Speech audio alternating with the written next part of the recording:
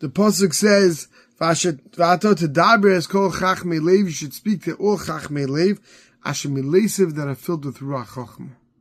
That are filled with ruach chachma. So Gamliel Rabinovich asks, what do you mean? Every chacham lev, where does he get his chachma from? It's milesiv ruach chachma. It's from the Rebbeinu Shalom. So he explains there's two types of people. There are those who understand their chachma comes from the Rebbeinu Shalom, and there are those who think that Rahman al-Tzon, they think their chachma comes from themselves. And Moshe Rabbeinu was commanded, don't use those people, because that brings arrogance. You want to have someone who's an onav, someone who's going to follow orders, it's people who realize it comes from the Rebbeinu Shalom.